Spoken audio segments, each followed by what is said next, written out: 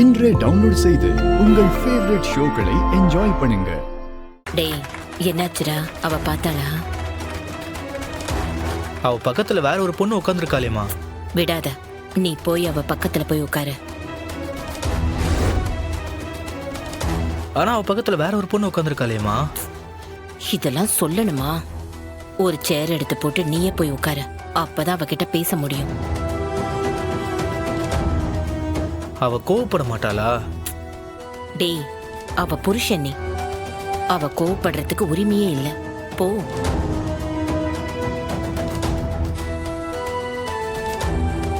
வீரா, நான் இங்க உட்காரலாமா? அது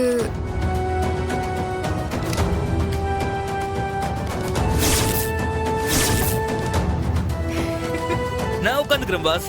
ஏய் எந்திரி. என்ன பாஸ் இது? நாளையில இருந்து வாழ்நாள் முழுக்க வீரா பக்கத்துல நீங்க தானே உட்கார போறீங்க. நாங்கெல்லாம் கசின்ஸ், ஒன்னா வளர்ந்து ஒன்னா சண்டை போட்டு ஒன்னா சாப்பிட்டவங்க. கூட உட்காந்தா உங்களுக்கு என்ன பாஸ்? வேணும்னா அங்க போய் உட்காருங்க பாஸ். ஏய், அவ என்னோட வைஃப். இல்ல பாஸ், வைஃப் டு பி. நாளைக்கு தானே நீங்க தாலி கட்ட போறீங்க. அது வரைக்கும் எங்களோட கசின்ஸோட விளையாட்டா தான் இருக்கும். நீங்க தாலி கட்டிட்டீங்கன்னு வைங்க, நான் உங்க பக்கமே வரமாட்டேன். அது வரைக்கும் நாங்க கொஞ்சம் விளையாடிக்கிறோம். ஆமாங்க கௌதம், இவன் ஒரு கோமாளி. எப்ப பாரு ஜோக் சொல்லி சிரிக்க வச்சுக்கிட்டே இருப்பான். எனக்கு ஒரு நாள் இருந்துட்டு போட்டுமே ப்ளீஸ். மேலிடமே சொல்லிடுச்சு, இதுக்கு மேல என்ன பாஸ்? போங்க போய் உட்காருங்க போங்க. மாப்பிள்ளைக்கு நைட்டா உன்னை கடத்திடுவேன்னு பயம். ஐயோ சும்மா இருல, அங்க கனிய பாரு. சம்மோ, இல்லை என்னாச்சு? அவன் வீட்டில் இல்லை சம்மோ. வீட்டில் இல்லையா? ஆமா, அது மட்டும் இல்லாம இன்னொரு விஷயமும் தெரிய வந்திருக்கு. எந்த விஷயத்துல? இந்த விஷயத்துல வெங்கடேசன் மட்டும் சம்மந்தப்படல, கூட மாலத்தின்னு ஒரு பொண்ணு சம்மந்தப்பட்டிருக்கா. மாலதியா? யார் அந்த டீச்சரா? அவளே தான் பரணி. இப்பதான் அவங்க அப்பா அம்மா கிட்ட எல்லாத்தையும் நான் விசாரிச்சேன். அவன் வேலை பார்த்தால ஸ்கூல், அங்க வேலை பார்க்குற டீச்சர் அவனோட கூட்டு சார். எப்படியாவது இந்த கல்யாணத்தை நிறுத்தணும்னு அவ அந்த அறிவு மேல போலீஸ் புகார் கொடுக்க போறாளாம். கடைசி நிமிஷத்துல போலீஸ கூட்டிட்டு வந்து அறிவு தம்பிய அரெஸ்ட் பண்ண வைக்க போறாளாம். ஆக இப்ப நமக்கு மொத்தம் 2 ஆபத்து இருக்கு. ஒன்னு வெங்கடேஷ், இன்னொன்னு மாலதி. அந்த வெங்கடேஷ் இந்த மண்டபத்துக்குள்ள வந்திருக்கான். அதுவும் சாதாரணமா வரல, மார்வேஷம் போட்டு வந்திருக்கான். ரியலி? ஆமா மேடம், சண்முகமே கண்ணால பாத்திருக்கான். அவனை பிடிக்கிறதுக்காக தான் என் அண்ணன் வெங்கடேஷ் வீட்டுக்கு போனாரு. அங்க அவங்க அப்பா அம்மா எல்லாத்தையும் டீட்டெயிலா சொல்லிட்டாங்க. மை காட், அப்ப எல்லாம் தெரிஞ்சிருச்சோ? என்ன மேடம் எதுவும் பேசாமையே பாக்குது? இல்ல வெங்கடேஷ் அப்பா அம்மா யாருன்னே எனக்கு தெரியாது. அவங்க என்ன சொன்னாங்க? ஒருவேளை அவங்க என்ன பத்தி சொல்லிருப்பாங்களோ? மேடம், அந்த வெங்கடேஷ் சாதாரணமா உள்ள வரல மேடம். ரத்னாவை பழி வாங்கணும்ட்டு மாப்பிள்ள அறிவழகன ஏதாச்சும் செய்யணும்ட்டு நினைச்சிட்டு இருக்கான். நிஜமாவா சொல்றீங்க? அது மட்டும் இல்ல மேடம், அந்த மாலதி டீச்சருக்கும் எங்க குடும்பத்துக்கும் என்ன சம்பந்தம்னே தெரியல.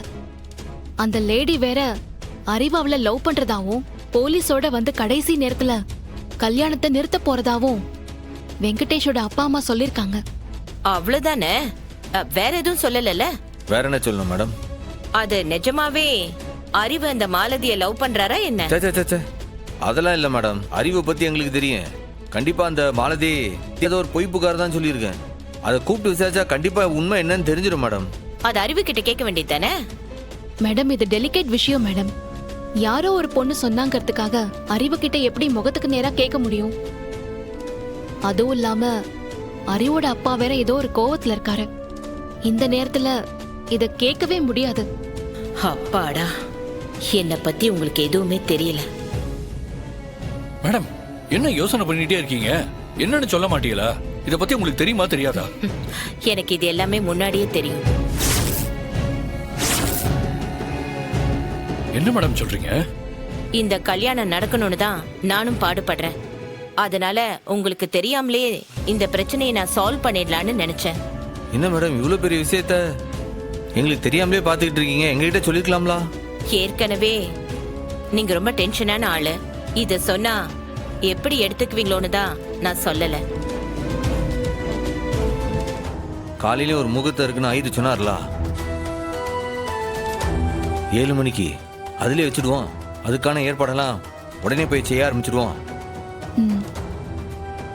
இல்லே பாண்டி, தொபரு குரு வெளியில அந்த வெங்கடேசனையும் மாலதியும் எப்படி தேடுதாரோ அதே மாதிரி மண்டபத்துக்குள்ள நீ தான் பார்த்துக்கிட்டன.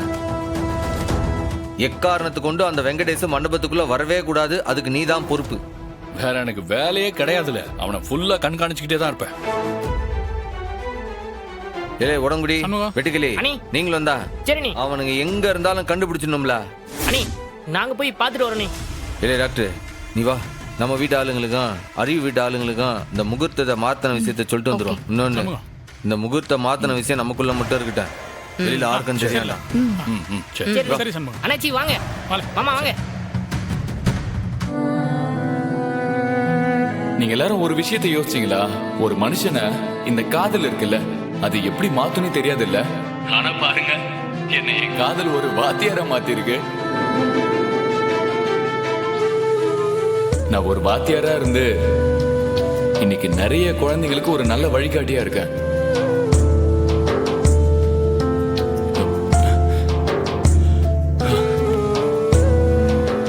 என்னோட காதல் இன்னைக்கு சமூகத்துல உங்க முன்னாடி எல்லாம் ஒரு உயர்ந்த மனுஷனா கொண்டு வந்து நிறுத்திருக்கு. அதனால உங்களுக்கு எல்லாருக்கும் நான் என்ன சொல்றேன்னா, லவ் பண்ணுங்க பாஸ், வாழ்க்கை நல்லா இருக்கும். ஏதோ இந்த பாலிய வயசுல சேராத இடத்துல எல்லாம் சேர்ந்து ஒரு பெரிய ரவுடியா மாறி இருக்க வேண்டியவனா. ஆனா இன்னைக்கு படிப்புன்ற ஆயுதத்தை கையில வச்சுக்கிட்டு இந்த சமூகத்தோட போராடுற போராளியா மாறி நிக்கிறேன்னா அதுக்கு காரணம் நான் ரத்னா மேல வச்சிருக்க காதல் தான்.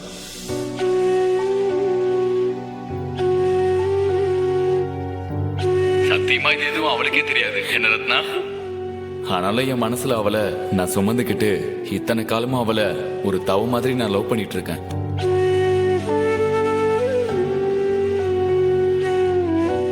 என்னை பொறுத்த வரைக்கும் காதல் வந்து ஒரு வழிகாட்டுற விளக்குதாங்க. காதல் ஒரு கலங்கரை விளக்கும் தாங்க.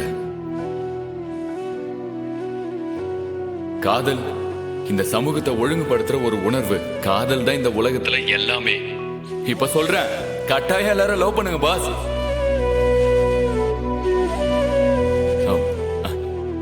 ரத்னா, இப்ப எல்லாரும் முன்னாடியே வச்சு சொல்றேன்,